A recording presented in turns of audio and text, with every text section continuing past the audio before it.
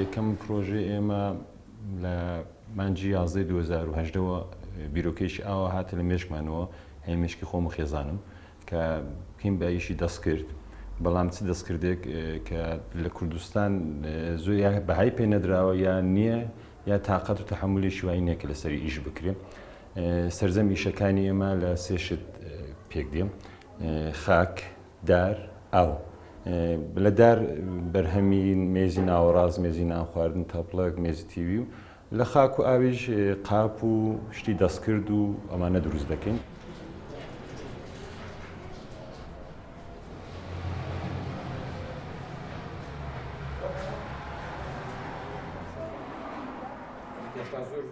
شتێکی زۆر جوان بوو ئەم شتانە کە ئیبینم لێرە هەمووی یعنی بڵین دڵ ئەکاتەوە چونکە یادەوەری کۆنی لەگەڵایە.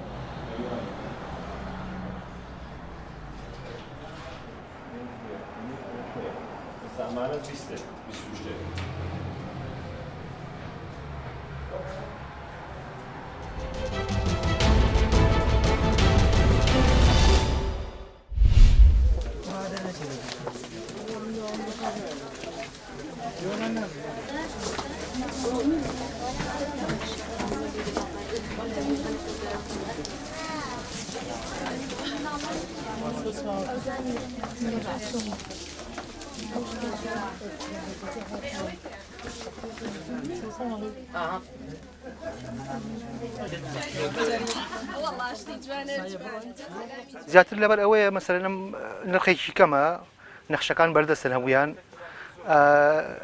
بەڕاستی تێچووشی کەمی تێچێت ئەگەر بیوە مەسەلەن پشتێنێکی ئاڵتونی هەبێ بیگۆڕێت نزیکی بە 500,000 بە 400,000 حەقدەست تقریبا نەجاتی نابێلی بەس ئەمە بە پشتێنمانی لە 5,000 دەست پێکات تا 25,000 مەسەلەن بۆ نمونە ملوانکەی عاشق بە ناوانەیە گۆڕێت هەموو گۆڕانکاریەکە لە هەمووی تقریبا تێچووی پارەکەی ئەو ناگاتە 45,000 نیە.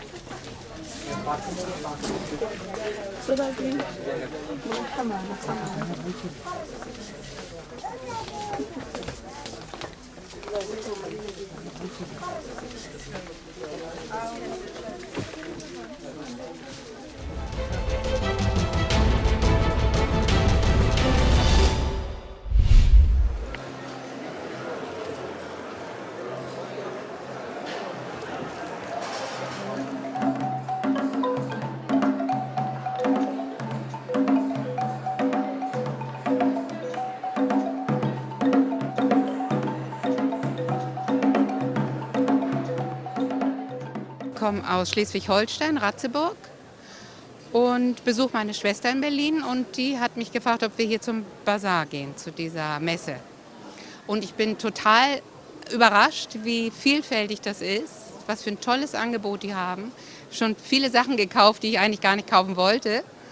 Aus dem Senegal, Lederwaren, tolle Sachen.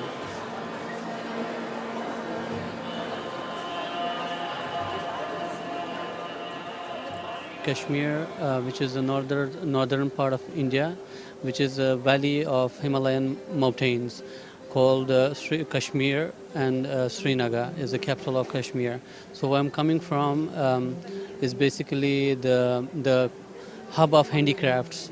So where we are doing the handicraft from all our generations, from previous 4 or 5 generations. And we are producing high quality wool of pashminas, which are like famous for the softness, warmth and lightweight.